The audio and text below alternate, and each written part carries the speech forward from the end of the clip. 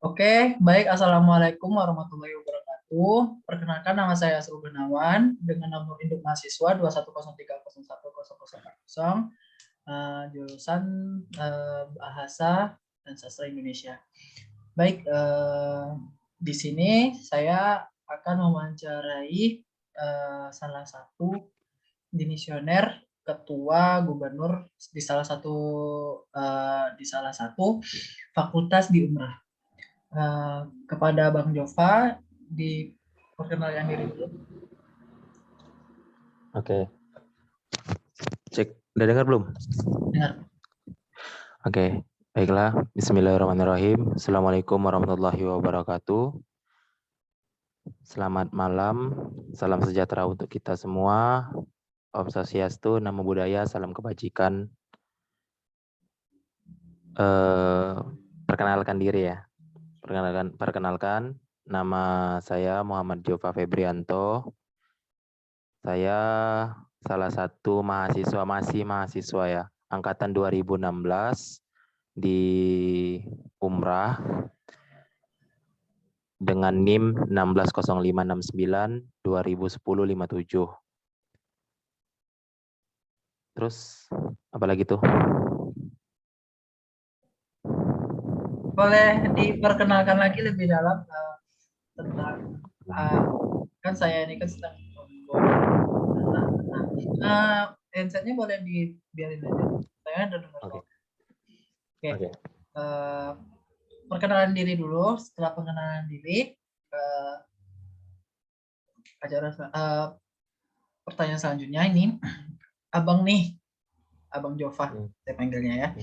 Abang Jova ini kan salah satu ketua yang sekarang udah demisioner nih. Boleh selain itu apa lagi yang Abang memimpin? Banyak sih sebenarnya jejak organisasi yang pernah saya geluti. Artinya tuh dalam kurun waktu 2016, 17, 18 maupun terakhir di 2019 sebelum pandemi ini, saya kuliah aktif di Umrah dan jejak karir kayaknya banyak banget dari organisasi ya. Karena kenapa? Saya pikir tuh gini, saya tuh orangnya haus akan organisasi. Jadi tuh suka kali yang namanya organisasi dan kita punya teman-teman yang sama sepemikiran, sama tujuan, istilah itu visi dan misi kita gitu.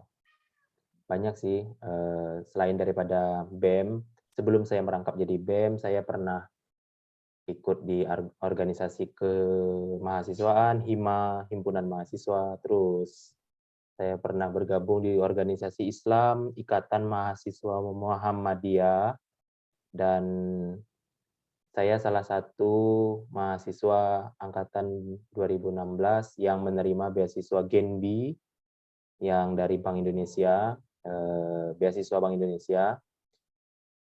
Itu jejak karir terakhir yang saya geluti, artinya di luar daripada organisasi dalam internal dan eksternal gitu. Internalnya saya geluti ya itu tadi Badan Eksekutif Mahasiswa, saya menjabat selaku Gubernur Mahasiswa angkatan 2019-2020. Wah, banyak Seperti itu. sekali ya Bang mengikuti suatu organisasi. Oke, di sini saya akan bertanya langsung ya untuk bahasa mahasiswa. Adalah nih kan Abang pernah menjabat nih pada menjabat suatu organisasi. Saya mau bertanya, pada masa jabatan Abang selaku gubernur mahasiswa, kan ada Abang membuat visi misi serta janji Abang dalam menjalankan organisasi tersebut. Nah, di dalam menjalankan suatu organisasi, sikap amanah yang Abang terapkan di dalam diri Abang seperti apa sih? Gitu. Oke. Ya, terima kasih Asrul Gunawan. Asrul Gunawan namanya tadi ya? Iya.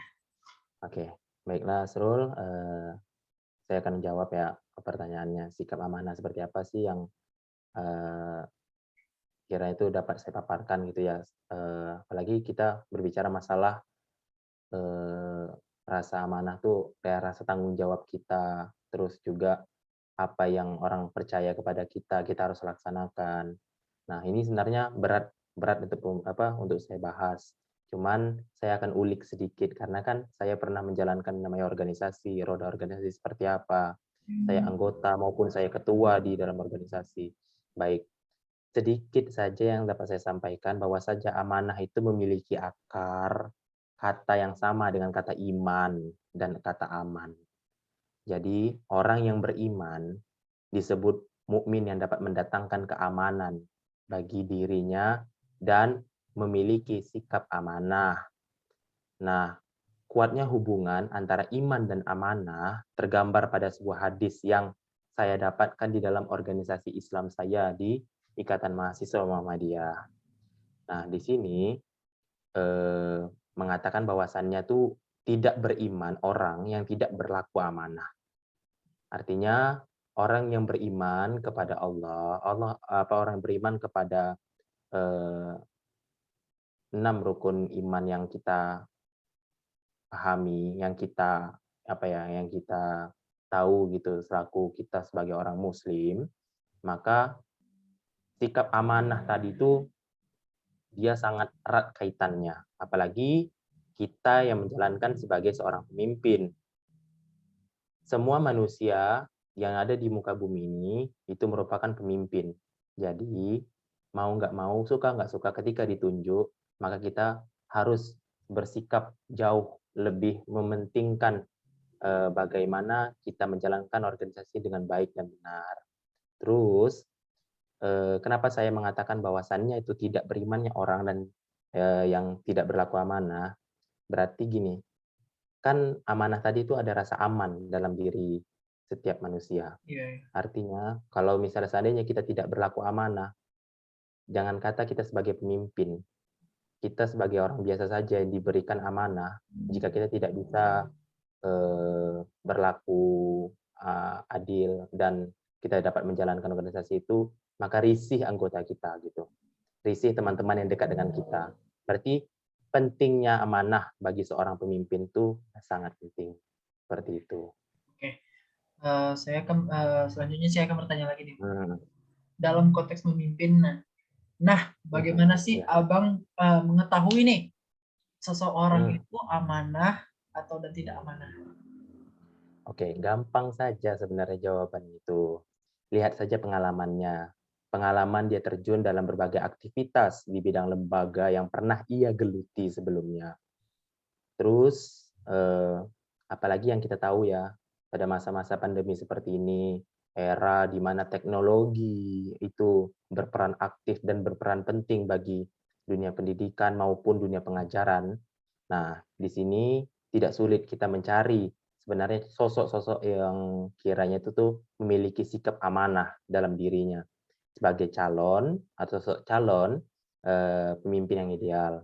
Namun perlu diingat nih, Asrul, untuk teman-teman semua juga mencari seorang pemimpin yang amanah itu bukan hanya amanah dalam tugasnya sehari-hari, namun amanah juga dalam menjalankan perintah dan larangannya. Artinya, setiap manusia itu dibekalkan agama dalam dirinya, baik Islam, Kristiani, Protestan, Katolik, dan sebagainya, itu dia punya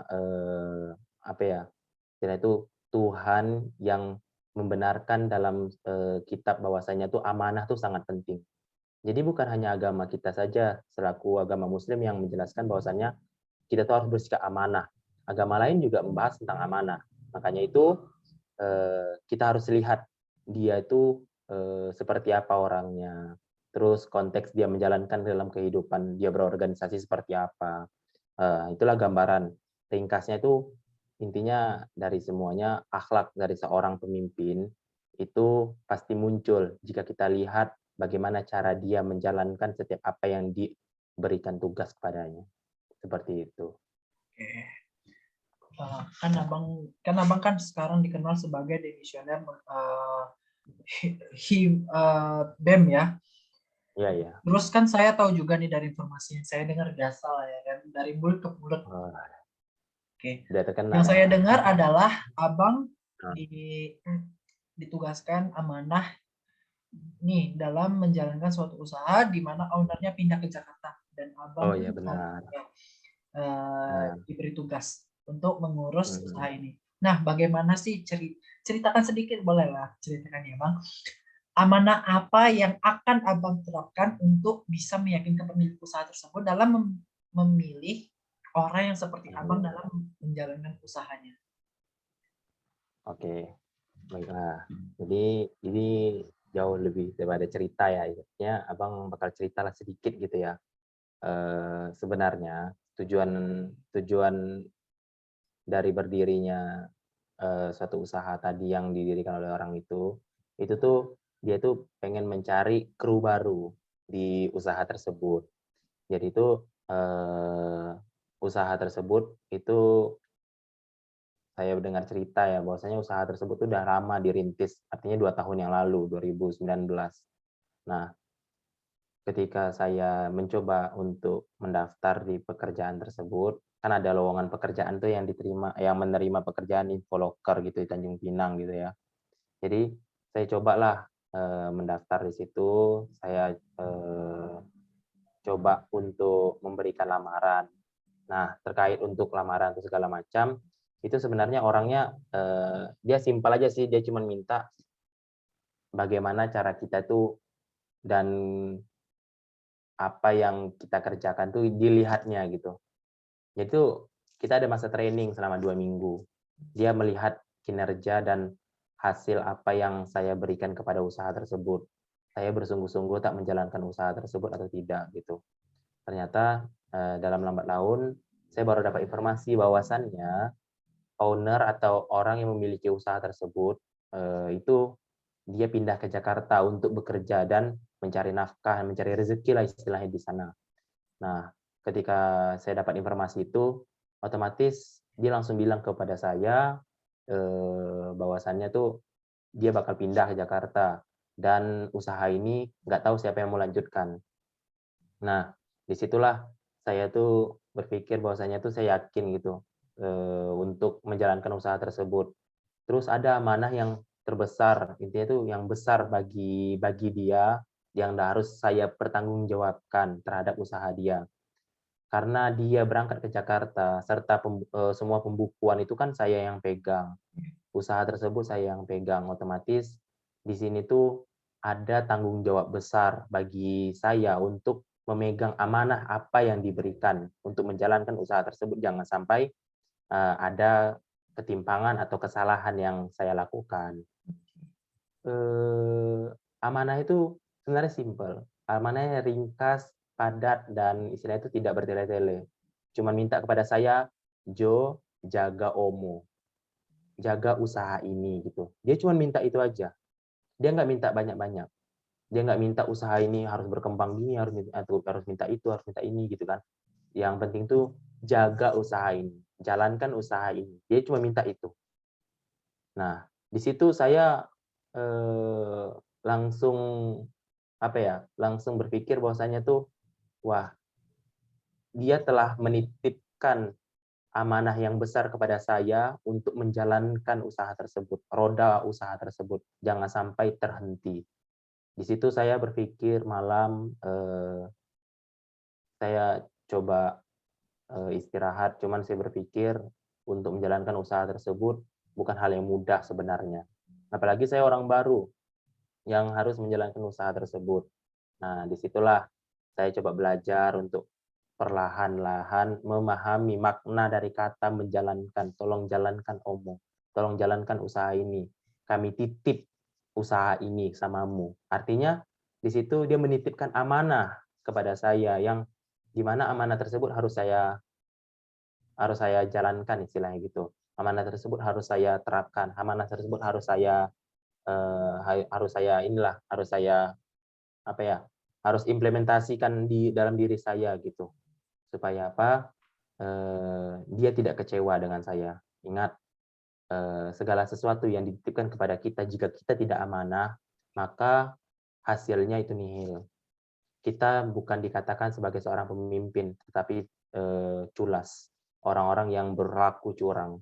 Ingat, bagi saya itu ada balasan bagi orang-orang yang berlaku curang dalam hal sekecil apapun yang kita lakukan. Fama ya'mal misqala dzarratin khairan yarah wa may ya'mal misqala dzarratin syarran yarah. Kecil apapun, sebesar biji zarah pun, apa yang kita lakukan itu dapat pertimbangannya. Sebesar apapun yang kita lakukan juga dapat pertimbangannya. Artinya Allah itu maha melihat, lagi maha mengetahui. Seperti itu, Asrul. Oke. Nah, ini kan pasti kan ada nih dalam menjalankan suatu organisasi kan ada suka dukanya nih. Boleh nggak bisa tahu suka dukanya apa aja? Suka duka dalam menjalankan organisasi ya, atau apa-apa saja yang kiranya itu tuh ketika saya menjalankan tuh pasti ada yang namanya suka dan duka. Sukanya ya kita dapat banyak relasi, kita dapat banyak pengalaman, kita dapat banyak misalnya itu teman, justru pengetahuan kita menjadi luas gitu kan dalam organisasi. Nah, dukanya itu ada sih kita bicarakan yang namanya duka. Duka itu kan bukan bicara masalah kematian atau apa, melainkan hal-hal yang buat kita itu tuh merasa tertekan dengan adanya organisasi. Organisasi itu seperti kita mengarungi sungai. Kita main arung jeram. Gini, jika kita menentang arus, maka banyak hambatan yang akan kita lalui. Misalnya terpaan, goncangan, hentakan, atau bahkan cabaran kita ke depan tuh seperti apa, itu pasti ada. Jika kita menepi, saat kita arung jeram, kita ambil jalan tengah atau kita ambil jalan tepi, ingat di pinggir banyak bebatuan, otomatis itu sebuah masalah juga. Dan yang jika kita mau tuh santai, jalan apa segala macam, ya kita ikuti arusnya. Nah, organisasi itu bukan hal yang untuk ditakuti sebenarnya. Jadi kalau misalnya kita pengen atau kita bergelut di dalam satu organisasi, rasakanlah kemurniannya, kata Bear Brand. Gitu. Jadi rasakan kemurnian dari organisasi. Bukan kita terlahir sebenarnya tuh sudah menjadi seorang pemimpin. Buktinya saja ketika kita kita belum jadi saja gitu, kita belum jadi seorang manusia, kita masih dalam bentuk sel. Itu kita adalah salah satu dari ribuan bahkan miliaran kawan-kawan kita yang lain yang mereka gugur dan kita selamat di muka bumi ini dan kita dilahirkan. Dan di posisi itu juga ada dua sosok yang bahagia atau orang-orang yang lain yang berbahagia menyambut kita gitu. Artinya apa? Kita ini memimpin gitu, memimpin di antara miliaran manusia yang gugur di waktu kita di dalam kandungan. Seperti itu sebenarnya. Jadi kita nggak perlu takut dalam menjalankan satu organisasi. Karena bagi kita tuh tanamkan dalam diri kita, setiap manusia itu adalah pemimpin, khalifah di muka bumi. Ingat, di Al-Quran juga dibahas bahwasannya tuh manusia itu adalah seorang pemimpin, khalifah di muka bumi gitu. Tapi bagaimana kita melihat sosok manusia, ya manusia itu dibagi menjadi dua. Ada yang baik dan yang buruk. Yang baik dia menjalankan, yang buruk dia yang menghancurkan. Seperti itu, Asrul. Nih kan kita udah membahas mengenai tentang amanah dan kepemimpinan suatu organisasi. Oke, kesimpulan yang Abang dapat sampaikan ke kami mengenai sikap amanah itu seperti apa? Oke, dalam menjalankan sikap amanah ya, segala sesuatu yang diberikan kepada kita, baik itu amanah yang kecil, bahkan sekecil apapun. Contohnya ini apa? Amanah kecil. Contoh mana amanah kecil. Kita itu dititipkan, contohlah dalam sehari-hari ya, kita dititipkan uang kepada teman kita, atau sesuatu lah yang intinya teman kita titipkan kepada kita. Misalnya di dalam kuliah atau apa gitu, ada teman kita yang menitipkan contoh tugas kepada kita gini segala macam. Kita buat tugas itu salah satu bentuk amanah kita kepada kelompok kita, kepada teman-teman kita gitu. Terus juga jika seandainya Asrul ini jadi memimpin nanti di ruang lain, misalnya jadi ketua tingkat, ketua angkatan atau bahkan ketua kelas gitu dalam suatu lokal ya. Nah, apalagi ini kan Asrul kan di jurusan apa nih? Pendidikan Bahasa dan Sastra ya? Iya, benar sekali. Nah, ya, seperti itu. Jadi, sikap amanah yang nanti Asrul emban itu tuh adalah bagaimana Asrul menciptakan apa ya, nuansa baru dalam pendidikan. Seperti itu. Nah, amanah yang terkandung di sini, Asrul nanti sekarang masih menjadi mahasiswa. Bahkan berpikir akan datang, Asrul bahkan jadi seorang guru nih, calon seorang guru. Nah, di situ Asrul harus berpikir, aku guru gitu. Bagaimana aku bisa menjalankan amanahku sebagai seorang guru. Nah, itu hal kecil saja sebenarnya.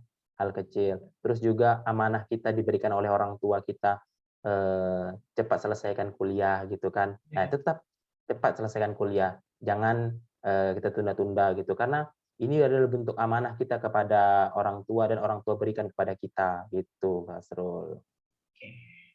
Nih, Oke. sekarang Nah, udah selesai semuanya. Terima kasih kepada Bang Jova karena udah oke, sama-sama, belum Bro. tengah malam ya kan, tengok di jam di belakangku. Udah jam berapa? Udah malam ya? Iya, udah malam. So Oke. dia kebangun. Ini kita nih kapal-kapal nih, kita pakai hoodie warna hitam kan Bang. Oke. Oh iya juga. Soalnya di Pinang hujan, aduh, Oh, jadi hujan. dingin. Ini juga hujan. Ya Oke. seperti itu. Oke, sekian dari pembahasan kami mengenai amanah bersama Bang Jova, salah satu ketua divisioner di Fakultas Umrah. Sekian kami akhiri. Wassalamualaikum warahmatullahi wabarakatuh. Waalaikumsalam warahmatullahi wabarakatuh. Dadah. Nah.